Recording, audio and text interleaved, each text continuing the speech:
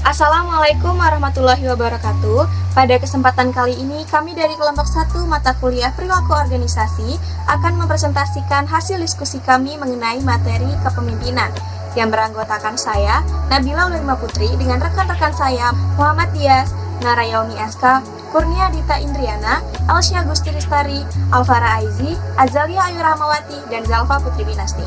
Baik, materi yang pertama akan dijelaskan oleh rekan kami. Pada Azalia, dipersilakan. Materi pertama yaitu definisi dari kepemimpinan. Kepemimpinan adalah kemampuan untuk mempengaruhi suatu kelompok menuju pencapaian sebuah visi atau tujuan yang ditetapkan. Organisasi membutuhkan kepemimpinan dan manajemen yang kuat untuk efektivitas yang optimal.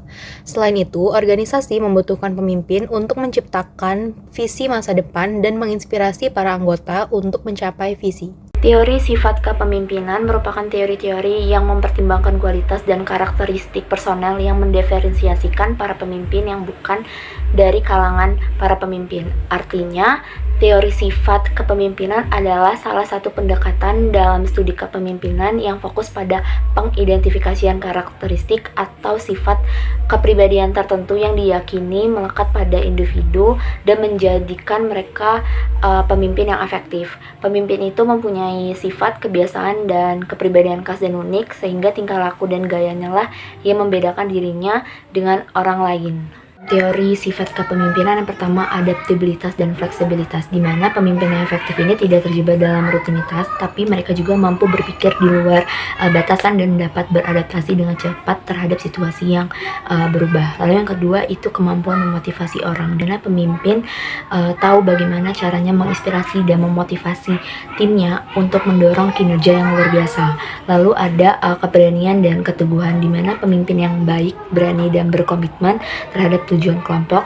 Mereka tidak menghindar dari tantangan, tapi sering banget melibatkan menghadapi resiko dan mengatasi rintangan, dan pemimpin juga memiliki keberanian dan keteguhan untuk dapat mengambil langkah-langkah yang diperlukan untuk mencapai tujuan bahkan di tengah tekanan dan ketidakpastian. Keempat itu ada keinginan untuk menerima tanggung jawab. Nah, tanggung jawab ini adalah salah satu elemen kunci dalam kepemimpinan yang efektif, di mana pemimpin yang kuat tidak hanya mampu mengambil keputusan yang tepat, tetapi juga bersedia bertanggung jawab atas hasil dari keputusan tersebut. Lalu ada stabilitas emosional, di mana merujuk pada kemampuan seseorang untuk mengendalikan emosi mereka sendiri dan tetap tenang di bawah tekanan. Lalu ada keterampilan interpersonal, di mana keterampilan interpersonal ini melibatkan kemampuan untuk berinteraksi, berkomunikasi, dan berkolaborasi secara efektif dengan orang lain. Lalu memahami pengikut dan kebutuhan pengikut, di mana pemimpin yang efektif tidak hanya berfokus pada tujuan organisasi, tetapi juga memperhatikan individu-individu dalam timnya, sehingga pemimpin yang memperhatikan anggota kelompok dan benar-benar peduli akan membantu pengikut juga merasakan kesuksesan. Teori sifat kepemimpinan dalam fungsinya itu yang pertama untuk menemukan orang yang tepat rekrutmen dalam organisasi, di mana dengan rekrutmen ini penilaian kepribadian organisasi itu dapat mengidentifikasi sifat dan kepribadian sekumpulan tertentu. Orang yang tepat akan terpilih dan diasumsikan dapat meningkatkan efektivitas organisasi. Lalu yang kedua untuk pemahaman dan pengembangan pribadi, di mana ketika menganalisis kekuatan dan kelemahan masing-masing manajer dalam suatu organisasi dapat memperoleh gambaran tentang kekuatan organisasi mereka, atau manajer juga dapat menentukan apakah orang-orang di bawah kepemimpinan ini sudah berada ataukah harus dipindah. Ada kekuatan dan kelemahan teori sifat kepemimpinan. Kekuatan teori sifat kepemimpinan ini yang pertama, sifat kepemimpinan ini hanya berfokus pada mengidentifikasi ciri-ciri dan karakteristik kepribadian yang berkontribusi pada kepemimpinan yang efektif. Di mana salah satu prinsip utama dari aliran pemikiran ini bahwa mungkin untuk menemukan kemampuan kepemimpinan alami itu, organisasi dapat mengenali individu yang memiliki potensi untuk menjadi pemimpin yang sukses. Lalu yang kedua itu memberikan kerangka yang jelas, di mana teori kepemimpinan kerangka yang jelas untuk menganalisis karakteristik terkait dengan pemimpin yang sukses. Lalu yang ketiga, menekankan kualitas pribadi, di mana teori ini menekankan pentingnya sifat-sifat pribadi seperti kejujuran dan kecerdasan emosional. Tentunya sangat penting untuk mengembangkan kepercayaan dan rasa hormat pengikut terhadap pemimpin. Lalu kelemahan teori sifat kepemimpinan yang pertama, mengabaikan elemen situasional, di mana dapat mempengaruhi efektivitas kepemimpinan. Misalnya, seorang pemimpin yang menunjukkan semua karakteristik yang terkait dengan kepemimpinan yang baik, itu hanya menjamin kesuksesan dalam beberapa keadaan. Lalu yang kedua, teori sifat kepemimpinan memiliki potensi untuk menyederhanakan sifat menunjukkan bahwa pemimpin yang sukses itu memiliki serangkaian sifat kepribadian yang telah ditentukan sebelumnya. Tentunya hal ini dapat membuat kepemimpinan tampak kurang kompleks. Lalu yang ketiga, tidak mempertimbangkan fungsi pengikut dalam situasi kepemimpinan. Teori ini cenderung berkontribusi sepenuhnya pada pemimpin dan sifat-sifat yang mereka miliki tanpa memperhitungkan peran orang lain seperti pengikutnya. Padahal kepemimpinan efektif cenderung bergantung pada hubungan antara pemimpin dan pengikutnya yang tidak dapat dilakukan oleh teori sifat kepemimpinan. Selanjutnya adalah teori-teori mengenai perilaku kepemimpinan. Teori mengenai perilaku kepemimpinan didefinisikan sebagai teori yang mengusulkan perilaku spesifik yang mendiferensiasikan para pemimpin dari bukan para pemimpin. Teori ini menyeratkan bahwa organisasi atau individu dapat melatih orang-orang untuk menjadi pemimpin. Teori kepemimpinan ini menurut studi Ohio State didasari oleh dua perilaku, yaitu memprakarsai struktur dan keramahan. Sedangkan menurut University of Michigan, teori ini didasari oleh dua perilaku, yaitu pemimpin yang berorientasi pada produksi dan pemimpin yang berorientasi pada bekerja. Kedua studi tersebut memiliki sasaran yang sama, yaitu mengenai pekerja dan produksi. Sehingga, perilaku pertama, yaitu memprakarsai struktur atau pemimpin yang berorientasi pada produksi, memiliki definisi sampai sejauh mana seorang pemimpin akan mendefinisikan serta menstrukturisasi peranan dan para pekerjanya dalam pencapaian tujuan. Hal ini meliputi perilaku yang berupaya untuk mengorganisasi kerja, hubungan kerja, dan tujuan. Selain itu, perilaku ini menekankan pada aspek teknis atau tugas dari pekerjaan yang berfokus pada pencapaian tugas dari kelompok. Lalu perilaku kedua yaitu keramahan atau pemimpin yang berorientasi pada pekerja. Didefinisikan sampai sejauh mana hubungan pekerjaan seseorang dicirikan oleh rasa saling percaya, menghormati gagasan dari para pekerja, dan menghargai perasaan mereka.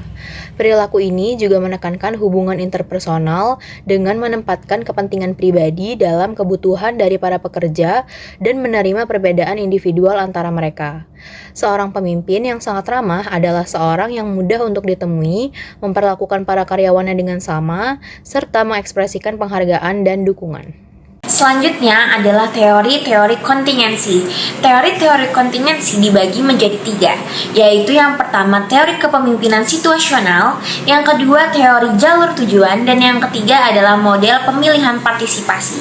Mari kita bahas yang pertama, yaitu teori kepemimpinan situasional atau situational leadership theory atau SLT adalah teori kontingensi yang menitikberatkan pada kesiapan dan para pengikutnya. Teori ini mengatakan bahwa kepemimpinan yang berhasil akan bergantung pada pemilihan gaya kepemimpinan kontingensi yang tepat terhadap kesiapan dari para pengikutnya, sampai sejauh mana mereka bersedia dan mampu untuk menyelesaikan suatu tugas tertentu.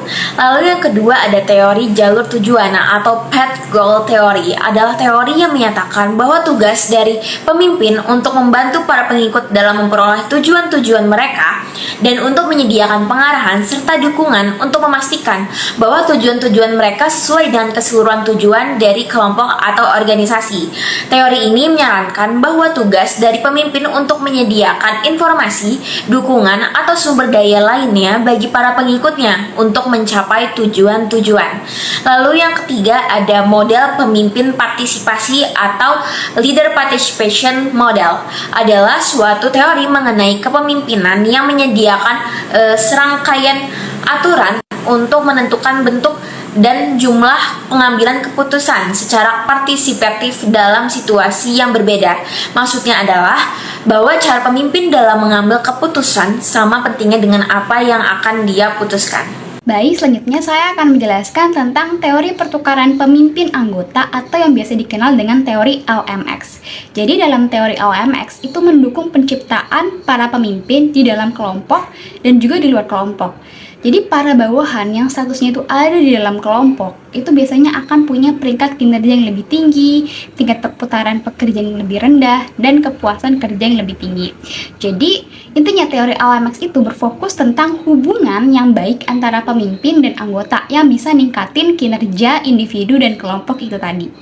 Kemudian di dalam LMX ini, anggota itu kan tadi dibagi jadi 2 kategori. Ada in-group yang di dalam, yaitu anggota yang punya hubungan dekat dengan para pemimpin, dan juga out-group yang atau di luar. Jadi hubungannya itu tidak dekat dengan pemimpinnya. Seperti yang dijelaskan sebelumnya, itu anggota in-group itu biasanya akan punya peringkat kinerja yang lebih tinggi, kemudian ada tingkat perputaran pekerjaan yang lebih rendah, dan pastinya kepuasan kerjanya juga akan jadi jauh lebih tinggi. Next, di dalam teori ini itu pemimpin itu kan milih pekerja yang masuk ke dalam masing-masing kategori.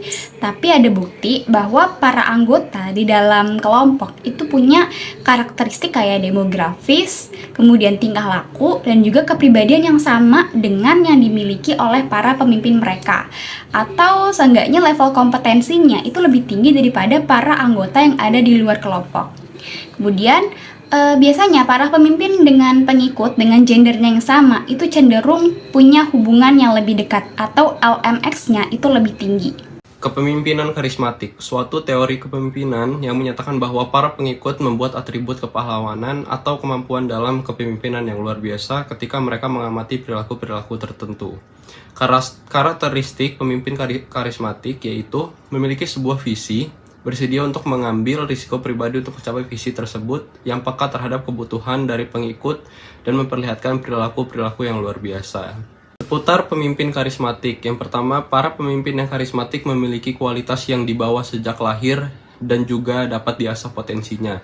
Yang kedua, cara pemimpin karismatik mempengaruhi pengikutnya dengan cara menyampaikan visi yang menarik serta strategi dalam jangka panjang untuk memperoleh suatu tujuan dengan mengaitkan masa sekarang dan masa depan yang lebih baik bagi organisasi. Yang ketiga, orang-orang yang bekerja bagi para pemimpin yang karismatik termotivasi untuk mengerahkan upaya ekstra karena mereka menyukai dan menghormati para pemimpin mereka, mengekspresikan kepuasan yang lebih besar. Yang keempat, para pemimpin karismatik yang sangat besar pengaruhnya cenderung banyak yang memikirkan tujuan pribadi mereka dan mengesampingkan tujuan dari organisasi. Kepemimpinan transformasional. Pemimpin yang transformasional menginspirasi para pengikut untuk melampaui kepentingan diri sendiri mereka demi keuntungan organisasi. Para pemimpin yang transformasional dapat memiliki pengaruh yang luar biasa terhadap para pengikutnya. Pemimpin transaksional adalah pemimpin yang membimbing para pengikut mereka yang diarahkan menuju tujuan yang ditetapkan dengan menjelaskan peranan dan tugas yang dibutuhkan. Pemimpin yang transformasional lebih efektif karena kreatif. Selain itu, mereka mendorong para pengikutnya agar menjadi kreatif juga. Perusahaan dengan para pemimpin yang transformasional memiliki desentralisasi tanggung jawab yang lebih besar. Evaluasi kepemimpinan transformasional. Kepemimpinan yang transformasional akan menjadi lebih efektif ketika para pemimpin dapat berinteraksi secara langsung dengan tenaga kerja untuk mengambil keputusan. Para pemimpin yang transformasional memperoleh kepercayaan yang lebih tinggi, sehingga menurunkan tekanan stres bagi para pengikutnya. Jadi, kepemimpinan transformasional lebih kuat dikorelasikan daripada kepemimpinan transaksional dengan tingkat perputaran yang lebih rendah, produktivitas yang lebih tinggi, tekanan stres, pekerja lebih rendah, dan kepuasan pekerja yang lebih tinggi. Kepemimpinan yang otentik adalah suatu cara yang menjanjikan untuk berpikir mengenai etika dan kepercayaan di dalam kepemimpinan, karena menitik beratkan pada aspek moral yang dimiliki oleh seorang pemimpin. Para pemimpin yang otentik mengetahui siapakah mereka, mengetahui apa yang mereka yakini dan nilai, bertindak atas nilai tersebut, serta meyakini secara terbuka dan berterus terang. Kualitas yang dihasilkan oleh kepemimpinan yang otentik adalah kepercayaan. Para pemimpin yang otentik membagi informasi, mendorong komunikasi yang terbuka, dan melekat pada idealisme mereka. Kepemimpinan yang beretika. Etika dan kepemimpinan saling beririsan pada sejumlah titik waktu. Kepemimpinan yang transformasional memiliki implikasi etika ketika para pemimpin ini mengubah cara berpikir dari para pengikutnya. Para pemimpin yang memperlakukan para pengikutnya dengan keadilan, terutama dengan memberikan kejujuran, sering berkunjung dan informasi yang akurat, maka akan terlihat menjadi lebih efektif. Riset terbaru juga menemukan bahwa kepemimpinan yang beretika dapat mengurangi konflik interpersonal. Oleh karena itu, para eksekutif puncak menetapkan pesan moral bagi organisasi. Mereka perlu menetapkan standar-standar etika yang tinggi, memberikan contoh dari perilaku mereka sendiri, dan mendorong serta memberi imbalan integritas pada orang lain dan menghindari penyalahgunaan kekuasaan. Selanjutnya, kepemimpinan yang melayani. Para pemimpin yang menerapkan kepemimpinan yang melayani akan melampaui kepentingan diri mereka sendiri dan menitikberatkan pada kesempatan untuk membantu para pengikutnya agar bertumbuh dan berkembang. Karakteristik perilaku meliputi mendengarkan, berempati, membujuk, menerima pelayanan, dan secara aktif mengembangkan potensial dari para pengikutnya. Oleh karena kepemimpinan yang melayani menitikberatkan pada melayani kebutuhan yang lainnya, maka riset telah menitikberatkan hasilnya pada kesejahteraan dari para pengikutnya. Selanjutnya, kepercayaan dan kepemimpinan. Kepercayaan adalah pernyataan psikologis yang terjadi ketika kita menyetujui untuk membuat diri kita sendiri menjadi rentan terhadap orang lain karena kita memiliki ekspektasi positif mengenai bagaimana hal-hal akan berubah. Kepercayaan adalah atribut utama terkait dengan kepemimpinan. Jika dilanggar, dapat memiliki efek beragam yang serius terhadap kinerja kelompok. Dilihat pada tampilan 12-4, kepercayaan dapat dilihat dari karakteristik yang dimiliki oleh seorang pemimpin. Ada 3 karakteristik yang harus dimiliki. Yang pertama, integritas, yang mengacu pada kejujuran, kebenaran, konsistensi antara kata-kata dengan tindakan, dan tanggung jawab atas keputusan yang diambil. Karakteristik kedua yaitu kebajikan, yang berarti sifat atau karakter positif yang mencerminkan moralitas dan etika yang baik dalam tindakan dan perilaku seseorang. Dan karakteristik terakhir adalah kemampuan, mencakup pengetahuan dan keahlian teknik dan individu serta interpersonal. Kecenderungan untuk mempercayai mengacu pada bagaimana mungkin pekerja tertentu mempercayai seorang pemimpin. Para pemimpin perlu untuk menunjukkan bahwa mereka memiliki integritas, kebajikan, dan kemampuan dalam berbagai situasi. Riset terbaru dengan 100 perusahaan di seluruh dunia menyarankan bahwa para pemimpin dapat membangun kepercayaan dengan menggeser gaya komunikasi mereka dari perintah atasan menjadi bahan percakapan organisasional. Ketika para pemimpin secara teratur menciptakan percakapan interpersonal dengan para pekerja mereka dengan akrab, interaktif, dan inklusif, serta dengan sengaja mengikuti agenda, para pengikut memperlihatkan kepercayaan dengan level keterlibatan yang tinggi. Selanjutnya, setelah mendapatkan kepercayaan, maka ada konsekuensi yang didapatkan. Yang pertama, itu ada kepercayaan mendorong pengambilan resiko. Kepercayaan yang dibangun oleh pemimpin menciptakan hubungan yang kuat antar anggota tim, memudahkan kolaborasi dalam pengambilan resiko bersama. Yang kedua, ada kepercayaan memfasilitasi pembagian informasi. Ketika para manajer memperlihatkan bahwa mereka memberikan gagasan dari para pekerja dengan mendengarkan secara adil dan secara aktif melakukan perubahan, maka para pekerja akan lebih bersedia untuk menyuarakan pendapat mereka. Yang ketiga, yaitu mempercayai kelompok lebih efektif. Ketika seorang pemimpin menetapkan suatu tanda kepercayaan dalam sebuah kelompok, maka para anggota akan bersedia untuk saling membantu satu sama lain dan mengerahkan upaya ekstra yang mana akan meningkatkan kepercayaan. Dan yang terakhir, itu ada kepercayaan mendorong produktivitas. Kepentingan yang mendasar dari perusahaan terlihat dipengaruhi secara positif oleh kepercayaan. Para pekerja yang mempercayai para supervisornya cenderung untuk menerima peringkat kinerja yang lebih tinggi. Selanjutnya terdepan untuk masa mendatang, yaitu dengan adanya pendampingan. Nah, biasanya pendampingan itu dilakukan oleh seorang pembimbing. Seorang pembimbing adalah pekerja senior yang menyokong dan mendukung pekerja yang kurang berpengalaman yang disebut dengan anak didik.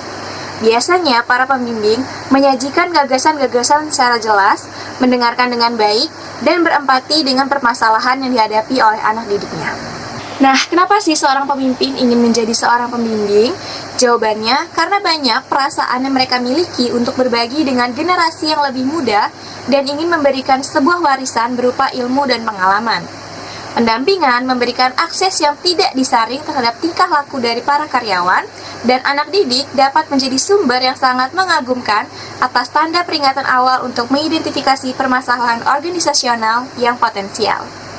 Hubungan pendampingan dibagi menjadi dua, yaitu hubungan pendampingan secara formal dan informal.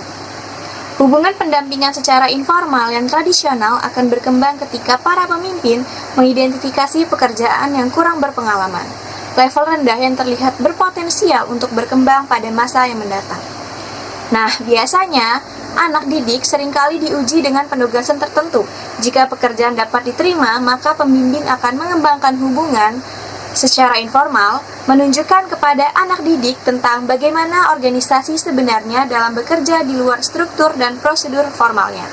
Sementara itu, hubungan yang formal dimulai dengan niat yang terbaik.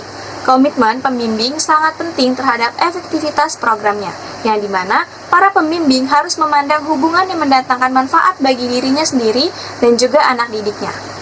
Program pendampingan secara formal sangat mungkin berhasil jika mereka secara tepat menyetarakan dengan gaya kerja, kebutuhan, dan keahlian dari anak didik dan pembimbing. Ada dua fungsi dari hubungan pendampingan, yaitu fungsi karir dan fungsi psikologis. Dalam fungsi karir yang pertama, melobi untuk memperoleh anak didik menjadi lebih tertantang dengan penugasan dan dapat menonjol. Kedua, melatih anak didik untuk membantu dalam mengembangkan keahliannya dan mencapai sasaran dari pekerjaan. Ketiga, menyediakan pemaparan terhadap para individu yang berpengaruh di dalam organisasi. 4. Melindungi anak didik dari kemungkinan risiko terhadap reputasinya. 5. Menyokong anak didik dengan menominasikannya atas kemajuan atau kenaikan jabatan secara potensial. Yang keenam, bertindak sebagai dewan pembicara bagi gagasan-gagasan yang mana anak didik akan ragu-ragu untuk berbagi dengan supervisor secara langsung. Kemudian dari fungsi psikologis yang pertama, memberikan nasihat kepada anak didik untuk meningkatkan kepercayaan diri mereka sendiri. Yang kedua, berbagi pengalaman pribadi dengan anak didik. Yang ketiga, memberikan pertemanan dan penerimaan. Dan yang terakhir, bertindak sebagai seorang panutan. Materi selanjutnya yaitu tantangan bagi membangun kepemimpinan, terbagi menjadi 3, yaitu yang pertama ada kepemimpinan sebagai sebuah atribut, yang kedua ada substitusi dan menetralisasi kepemimpinan, yang ketiga yaitu kepemimpinan secara online. Selanjutnya yaitu materi kepemimpinan sebagai sebuah atribut. Teori atribut kepemimpinan yaitu sebuah teori kepemimpinan yang mengatakan bahwa kepemimpinan hanyalah sekadar sebuah atribut yang orang akan ambil mengenai individu lainnya. Sifatnya seperti kecerdasan, kepribadian menarik, dan keahlian verbal seringkali diasosiasikan dengan pemimpin, baik di saat keberhasilan maupun kegagalan. Contohnya yaitu CO yang dianggap karismatik seringkali tidak langsung berhubungan dengan kinerja perusahaan, tetapi persepsi pekerjaan terhadap mereka bisa dipengaruhi oleh kinerja perusahaan. Jika perusahaan sukses, pemimpin dianggap jenius, dan jika gagal, mereka bisa dianggap sebagai penyebab kegagalan. Nah, materi selanjutnya yaitu substitusi dan menetralisasi kepemimpinan. Nah, apa sih substitusi? Yaitu atribut seperti pengalaman dan pelatihan yang dapat menggantikan kebutuhan akan dukungan atau kemampuan dari seorang pemimpin untuk menciptakan struktur. Penetralisasi yaitu atribut yang menjadikan tidak mungkin bagi perilaku pemimpin untuk membuat beberapa perbedaan terhadap hasil dari pengikut. Dalam situasi ini, di mana peran pemimpin dianggap tidak terlalu penting, misalnya dalam organisasi yang sangat terstruktur, pengalaman dan pelatihan bisa menggantikan kebutuhan akan pemimpin. Bahkan, beberapa perusahaan telah mencoba bekerja tanpa pemimpin formal, dengan rekan kerja mengatur diri mereka sendiri. Faktor seperti aturan yang jelas dan tujuan yang tegas juga bisa menggantikan peran kepemimpinan tradisional. Materi selanjutnya yaitu kepemimpinan secara online. Kepemimpinan online menuntut pendekatan yang berbeda karena tidak ada interaksi langsung. Tantangan utama adalah membangun dan mempertahankan kepercayaan melalui komunikasi digital. Kita meyakini bahwa keahlian kepemimpinan yang baik akan segera mencakup kemampuan yang mendukung, mempercayai, dan menginspirasi dalam berkomunikasi melalui elektronik. Dan untuk membaca emosi yang terkandung dalam pesan dari orang lain secara akurat, dalam komunikasi lewat elektronik, keahlian menulis cenderung menjadi perluasan dari keahlian interpersonal. Dalam memilih seorang pemimpin, kita tuh harus mengidentifikasi terlebih dahulu tentang keterampilan apa yang mereka punya, lalu kebiasaan-kebiasaan yang mereka miliki. Apakah sesuai atau tidak dengan kriteria yang dibutuhkan oleh suatu organisasi atau perusahaan. Nah, selanjutnya itu ada tes kepribadian. Tes kepribadian ini sama pentingnya dengan hal-hal yang tadi sudah dijelaskan. Jadi, tujuannya adalah agar kita itu mengetahui apakah kepribadian yang dimiliki oleh si calon pemimpin ini sesuai atau tidak dengan apa yang kita mau kriterianya, dengan apa yang organisasi kita butuhkan. Misalnya, kita membutuhkan seorang pemimpin yang memiliki ketelitian yang tinggi, lalu bisa beradaptasi dengan cepat di lingkungannya, sehingga kita tuh penting untuk melakukan tes kepribadian ini agar mengetahui apakah mereka memiliki kriteria tersebut. Selanjutnya itu ada pelatihan para pemimpin. Nah, kenapa seorang pemimpin tetap perlu untuk dilatih agar kita itu bisa meningkatkan keterampilan yang sudah mereka miliki. Misalnya keterampilan dalam memimpin tim atau keterampilan dalam mengambil keputusan. Dan para pemimpin juga bisa belajar untuk memimpin sesuai dengan situasi sehingga bisa lebih efektif. Program pelatihan kepemimpinan ini juga termasuk seperti peninjauan berkala untuk seorang pemimpin agar melihat efektivitas mereka. Baik, cukup sekian materi yang dapat kelompok kami sampaikan mengenai kepemimpinan. Semoga dapat bermanfaat. Dan mohon maaf apabila ada kesalahan kata. Kami akhiri. Wassalamualaikum warahmatullahi wabarakatuh.